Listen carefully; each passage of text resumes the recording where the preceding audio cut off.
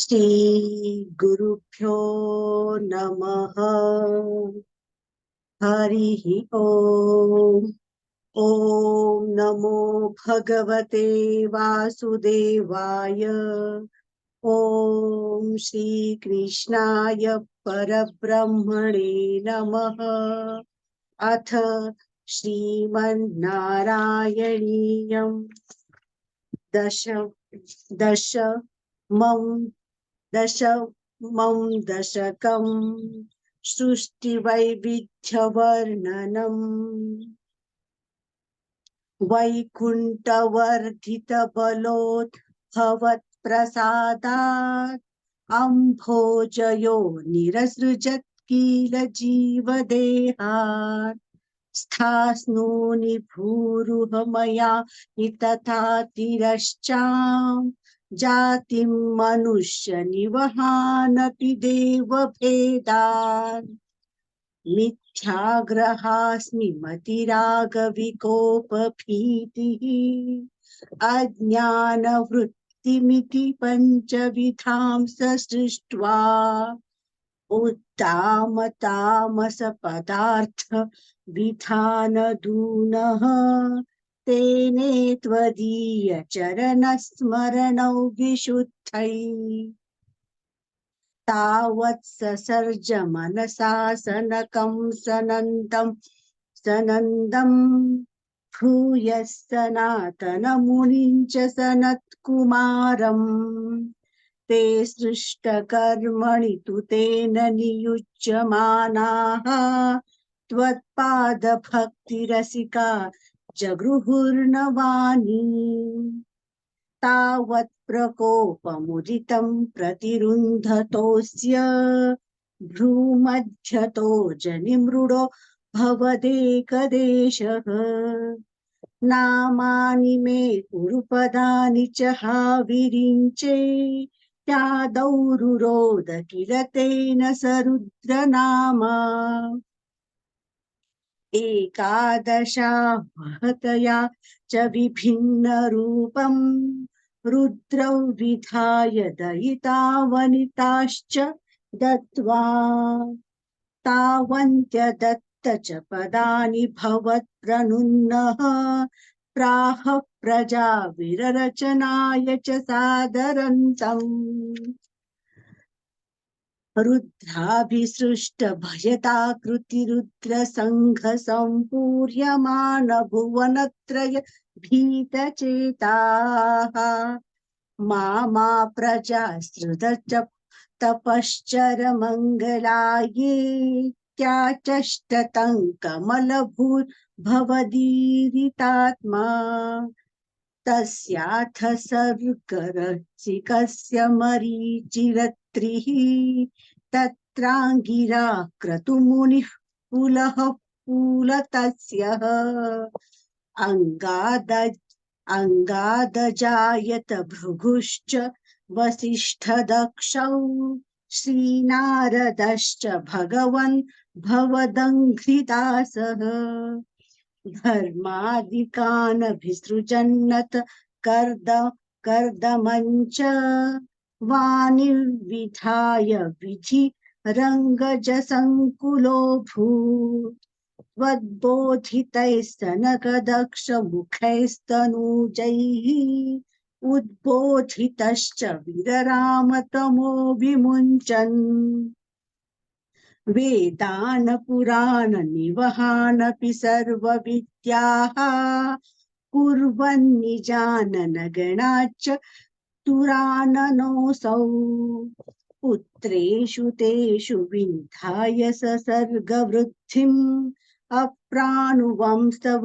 पदाम्बुजमाश्रितोऽभूत् जानन्नुपायमथ देहमजो विभज्य स्त्रीपुंसभावमभजन्मनुद्वधूभ्याम् त्याभ्यां च मानुषकुलानि विवर्धयंस्त्वम् गोविन्द मारुतपुरेश निरुन्धिरोगान् इति श्रीमन्नारायणीये सृष्टिवैविध्यवर्णनं नाम दशमं दशकं समाप्तम्। नारायणाखिलगुरो भगवन्नमस्ते। नारायणाखिलगुरो भगवन्नमस्ते. Yes, Bhagini, very nice. Repeat first shloka, fourth line, Bhagini. Fourth line, okay. जातिं मनुष्य निवहानपि देव भेदान्. Jati dirgham, Bhagini.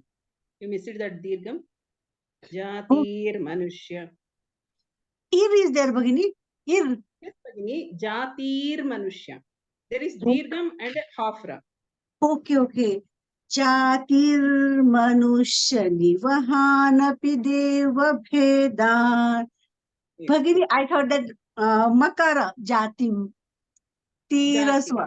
Okay, okay, okay. धन्यवाद. Dirgha and half ra. Yes. जाति.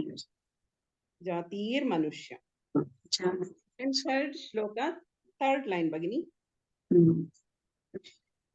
ते सृष्टिकर्मणि तु तेन नियुज्यमानाः.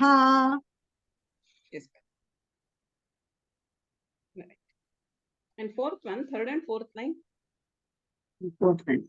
नामानि मे कुरु पदानि च हाविरिञ्चेत्यादौ रुरोध किल तेन स रुद्रनामा. Nice. And fifth one, fourth line, Bhagini. Fourth line. प्राह प्रजा विरचनाय च सादरन्तम्. First time I heard double ra. Okay, seventh one, second line, Bhagini. तत्राङ्गिराः क्रतुमुनिः पुलः पुलस्त्यः. Ninth one, first line. वेदान् पुराण निवहानपि सर्वविद्याः कुर्वन्निजानन गणाच्च चतुराननोऽसौ. Yes. 10th one, second line. पुत्रेषु तेषु पुत्रेषु ते. 10th one, second line. Okay. ताभ्यां च मानुषकुलानि विभक्. Stri pumsa. Second line, Stri pumsa. Okay. स्त्री पुंसभावमभजन्मनुतद्वधूभ्याम्. Janma nutadvadhubhyam. Both are Mahapranas. जन्मनुत्वधूभ्याम्. Okay, Mahaprana. Nice, Bhagini. धन्यवादः भगिनी. धन्यवादः.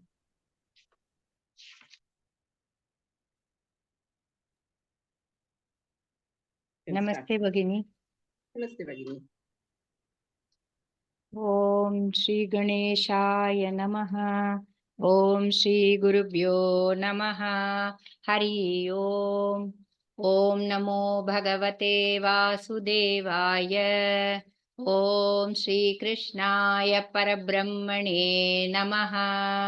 अथ श्रीमन्नारायणीयं दशमं दशकं सृष्टिवैविध्यवर्णनम्. वैकुण्ठवर्धितबलोत्थभवत्प्रसादात् अम्भोजयोनिरसृजत् किल जीवदेहान्.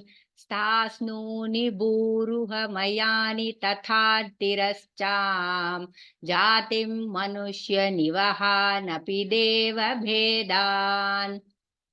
मिथ्याग्रहास्मिमतिरागविकोपभीतिः अज्ञानवृत्तिमिति पञ्चविधा सृष्ट्वा उद्दामतामस पदार्थ विधान धूनः तेने त्वदीय चरण स्मरणौ विशुद्ध्यै तावत् ससर्ज मनसा सनकं सनन्दं भूयः सनातनमुनिं च सनत्कुमारं ते सृष्टिकर्मणि तु तेन नियुज्यमानः त्वत्पादभक्तिरसिक जगृहूर्नवाणीम् तावत् प्रकोपमुदितं प्रतिरुन्धतोऽस्य भ्रूमध्यतो जनिमृडो भवदेकदेशः नामानि मे कुरु पदानि च हा विरिञ्चेत्यादौ रुरोद किल तेन स रुद्रनामा एकादशाह्वयतया च विभिन्नरूपम् रुद्रौ विधाय दयिता दनिताश्च दत्त्वा तावन्त्यदत्त च पदानि भवत्प्रणुन्नः प्राह प्रजा विरचनाय च सादरन्तम् रुद्राभिसृष्ट भयदाकृतिरुद्रसङ्गः सम्पूर्यमाण भुवनत्रयभीतचेताः मामा प्रजाः सृज तपश्चर मङ्गलायेत्याचष्टतं कमलभूर्भुव दीरितात्मा तस्याथ सर्गरसिकस्य मरिचिरत्रिः तत्राङ्गिराः क्रतुमुनिः पुलस्त्यः अङ्गादजायत भृगुश्च वसिष्ठदक्षौ श्रीनारदश्च भगवन् भवदङ्घ्रिदासः धर्मादिकानभिसृजन्नथ कर्दमञ्च वाणिर्विधाय विधिरङ्गजः सङ्कुलोऽभूत् त्वद्बोधितैः सनकदक्षमुखैस्तनुजैः उद्बोधितश्च विरराम तमो विमुञ्चन् वेदान् पुराण निवहानपि सर्वविद्याः कुर्वन् निजानन गणाश्चतुराननोऽसौ पुत्रेषु तेषु विनिधाय ससर्ग वृद्धिम् अप्राप्नुवंस्तव पदाम्बुजमाश्रितोऽभूत् जानन्नुपायमथ देहमजो विभज्य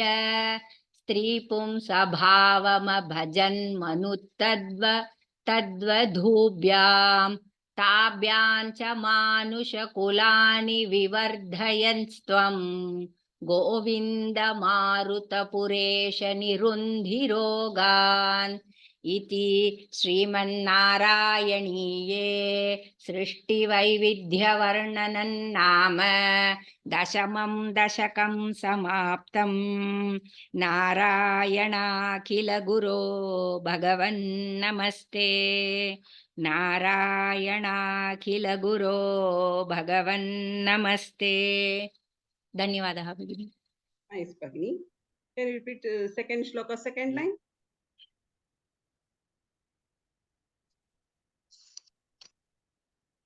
अज्ञानवृत्तिमिति पञ्चविधां सृष्ट्वा Vidham. First time you missed that anuswaram. okay Vidham sasrishta. विधां सृष्ट्वा okay And third shloka, third line, Bhagini. ते सृष्टिकर्मणि तु तेन नियुज्यमानाः That's dirgham. okay And fifth one, first and second line, Bhagini. एकादशाह्वयतया च विभिन्नरूपम् रुद्रौ विधाय दयिता वनिताश्च दत्त्वा Nice. Seventh one, first line. तस्याथ सर्गरसिकस्य मरिचिरत्रिः मरीचिरत्रिः रि दीर्घम् तस्याथ सर्गरसिकस्य मरीचिरत्रिः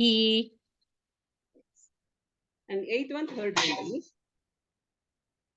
त्वद्बोधितैः सनकदक्षमुखैस्तनुजैः स्तनूजैः again दीर्घम् मुखैस्तनूजैः okay yes 10th one second भगिनी स्त्रीपुंसभावमभजन्मनु तद्वधूभ्याम् स्त्रीपुंसभावमभजन्मनु तद्वधूभ्याम् स्त्रीपुंसभावमभजन्मनु तद्वधूभ्याम् don't separate any words भगिनी okay okay you chant one stretch okay yes nice भगिनी धन्यवादः धन्यवादः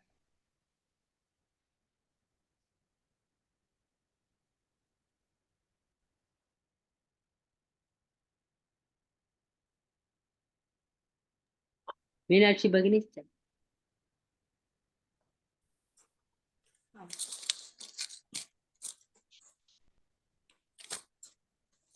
ॐ श्री गुरुभ्यो नमः ॐ श्री गणेशाय नमः हरिः ॐ ॐ नमो भगवते वासुदेवाय ॐ श्री कृष्णाय परब्रह्मणे नमः अथ श्रीमन्नारायणीयम्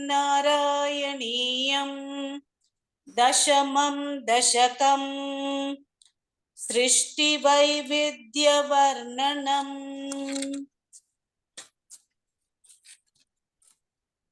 वैकुण्ठवर्धितबलोऽथ भवत्प्रसादात् अम्भोजयो निरसृजत् किल जीवदेहान् स्थास्नूनि भूरुह मयानि तथा नितिरश्चाम् स्थास्नूनि भूरुह मयानि तथा तिरश्चाम् जातिं मनुष्य निवहानपि देवभेदान् मिथ्याग्रहास्मि मतिराग विकोपभीतिः अज्ञानवृत्तिमिति विधांस सृष्ट्वा उद्दामतामस पदार्थ विधान दूनः तेने त्वदीय चरण स्मरणौ विशुद्ध्यै तावत् ससर्ज मनसा सनकं सनन्दं भूयः सनातन मुनिञ्च सनत्कुमारं ते सृष्टिकर्मणि तु तेन नियुज्यमाणाः त्वत्पादभक्तिरसिका जगृहुर्नवाणीम्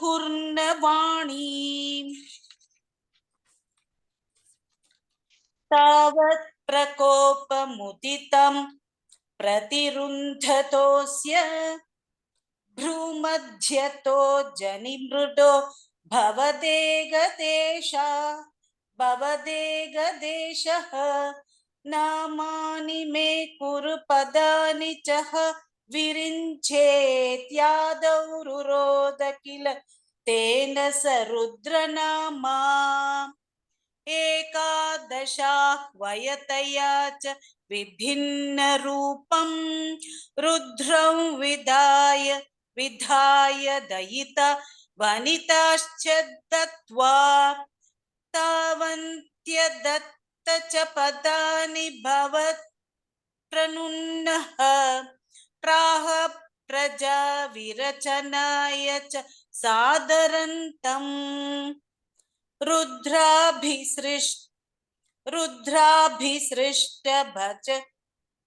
रुद्राभिसृष्ट भयदाकृति रुद्रसङ्घः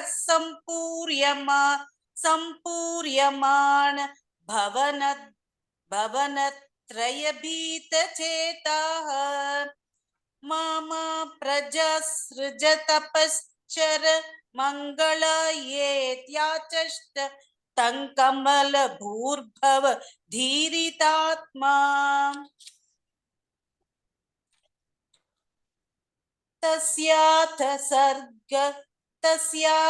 सर्गरसिकस्य मरीचिरत्रिः तत्राङ्गिरः क्रतुमुनिः पुलहः पुलस्त्यः अङ्गादजायत भृगुश्च वसिष्ठदक्षौ श्रीनारदश्च भगवन् भवदङ्घ्रिदासः धर्मादिकानभिसृजन्नथ कर्दमञ्च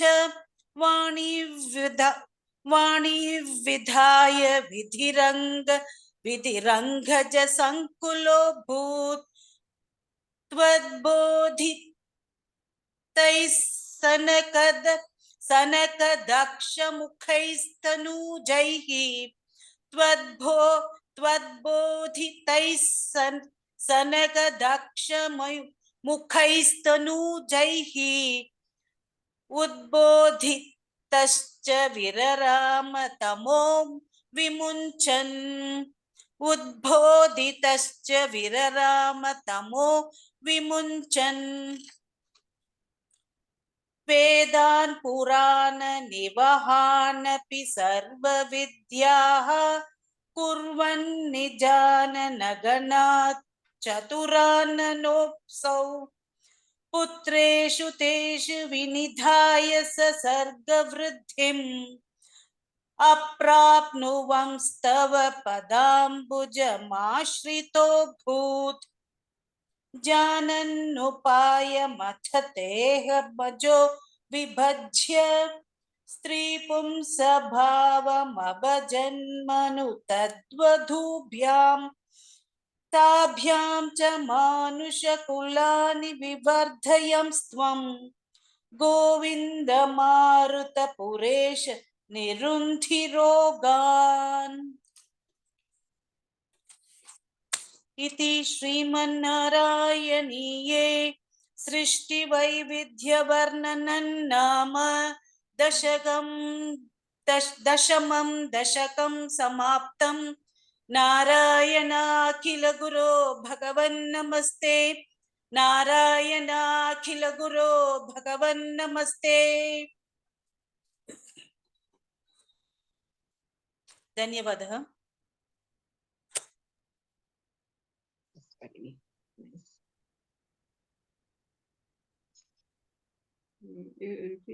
First shloka. Yes, Last line. Last line.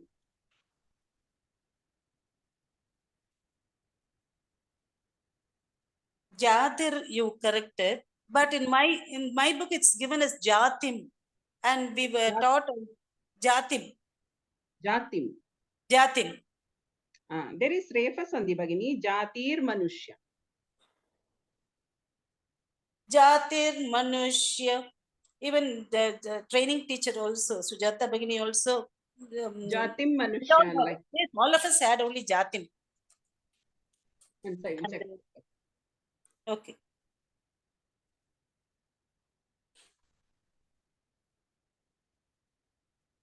Are you checking, Bhagini? Yeah, Bhagini. One second.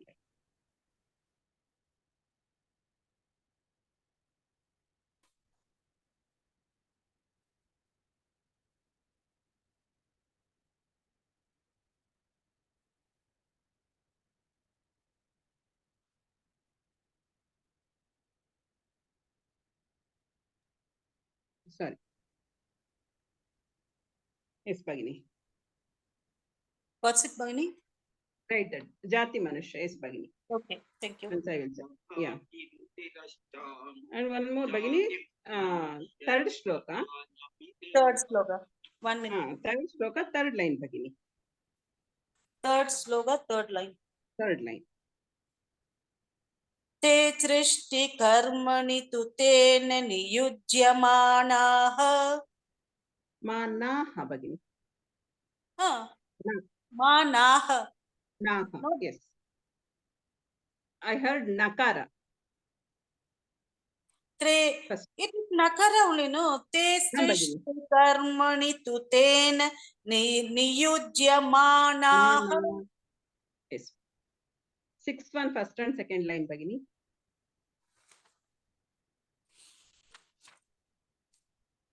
Sixth one, first. Sixth. Rudra. Fifth. Bhagini. Rudra. रुद्राभिसृष्ट भयदाकृति रुद्रसङ्गः सम्पूर्यमान भवनत्रयभीतचेताः रुद्राभिसृष्ट भयदाकृति रुद्रसङ्गः सम्पूर्यमान. I heard one half sa in between Sangha Sampurya. Sangha Sampuryamana.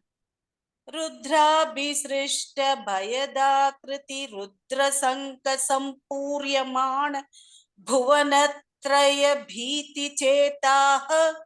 Now correct, Bhagini. 10th one, Bhagini. Yes. Last line, Bhagini. Govind मारुत पुरेश निरुन्धि रोगान्. Yes, Bhagini. धन्यवादः. That's all. धन्यवादः.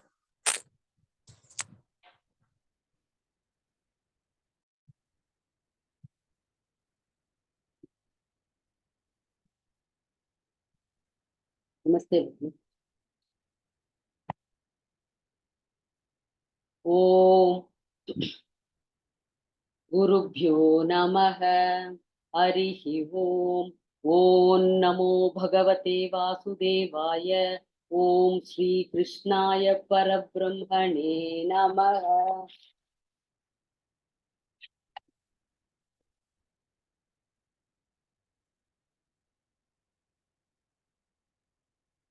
अथ श्रीमन्नारायणीयं दशमं दशकं सृष्टिवैविध्यवर्णनं वैकुण्ठवर्धितबलोत्थभवत्प्रसादात् अम्भोजयो निरसृजत् किल जीवदेहान् स्थास्नूनि भूरुहमयानि तथा निरश्चाम् जाति मनुष्य निवहानपि देवभेदान् मिथ्यागृहास्मि मतिरागविकोपभीतिः अज्ञानवृत्तिमिति पञ्चविधां सृष्ट्वा उद्दामतामसपदार्थविधानदूनः तेने त्वदीय चरणस्मरणौ विशुद्ध्यै तावत् ससर्ज मनसा सनकं सनन्तं भूयः सनातनमुनिं च सनत्कुमारं ते सृष्टिकर्मणि तु तेन नियुज्यमानाः त्वत्पादभक्तिरसिका जहृकुर्नवाणीम् तावत् प्रकोपमुदितं प्रतिरुन्धतोऽस्य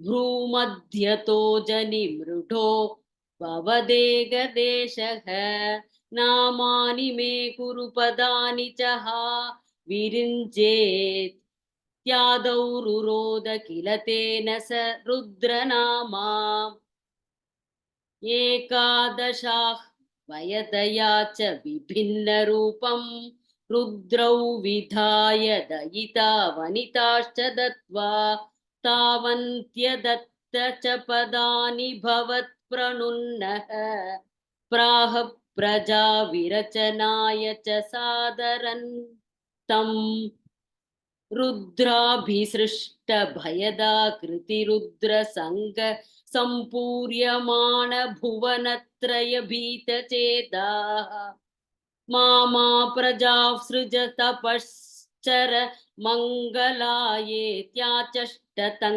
कमलभूर्भवतिरितात्मा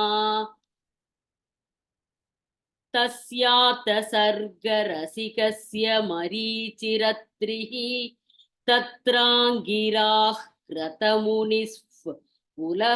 पुलस्यः अङ्गादजायत भृगुश्च वसिष्ठदक्षौ श्रीनारदश्च भगवन् भवदङ्घ्रिदासः धर्मादिकानभिसृजन्नथ कर्दमञ्च वाणी विधाय विधिरङ्गज सङ्कुलोऽभूत् त्वद्बोधितैः सनकदक्ष मुखैस्तनूजैः उद्बोधितश्च विरराम तमो विमुञ्चन् वेदान् पुराण निवहानपि सर्वविद्याः कुर्वन् निजानन गणाश्चतुराननोऽसौ पुत्रेषु तेषु विनिधाय ससर्ग वृद्धिम् अप्राप्नुवंस्तव पदाम्बुजमाश्रितोऽभूत् जानन्नुपायमथ देहमजो विभज्य स्त्रीं भावमभजमन् स्त्री पुंसभावमभजन्मनु तद्वधूभ्यां ताभ्यां च मानुषकुलानि विवर्धयं त्वं गोविन्द मारुत पुरेश निरुन्धि रोगान् इति श्रीमन्नारायणीये सृष्टिवैविध्यवर्णनं नाम दशमं दशकं समाप्तं नारायणाखिल गुरो भगवन् नमस्ते नारायणाखिल गुरो भगवन् नमस्ते. Nice, Bhagini. Nice. Only sixth one, third and fourth line, Bhagini. 6 मामा प्रजा सृजत पश्चर मङ्गलायेत्याचष्टतं कमल भूर्भवतिरितात्मा भवदीरितात्मा भवदीरित No.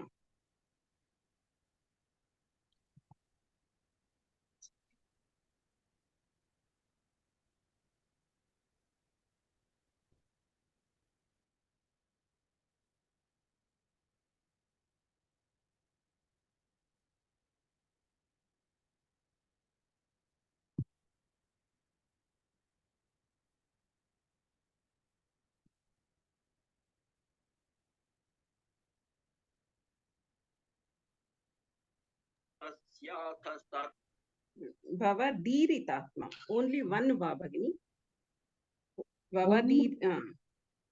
Bhavadiritatma. मामा प्रजा सृजत पश्चर मङ्गलायेत्याचष्टतं कमल भूर्भवदीरितात्मा. And seventh one, first line and second line, Bhagini. 7 तस्याथ सर्गरसिकस्य मरीचिरत्रिः तत्राङ्गिराः क्रतमुनिः पुलस्त्यः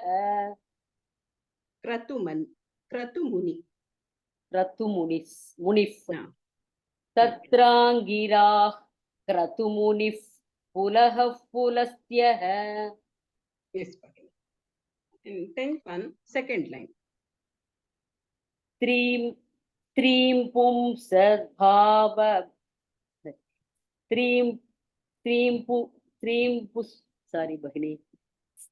पुंस भावमभजन्मनुतद्वधूभ्याम् एकमजो विभज्य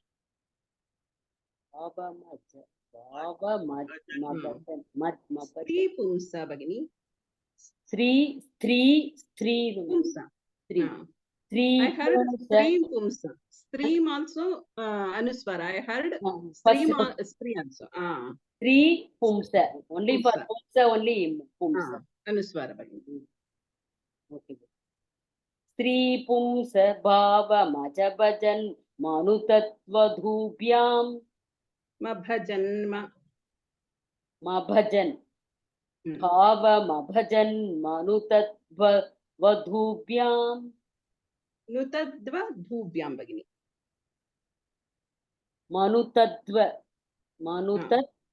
मनुतद्वधूभ्याम् right now Vadhubhyam. स्त्री पुंस भावमभजन् मनुतद्वधूभ्याम् Nice. धन्यवादः धन्यवादः भगिनी.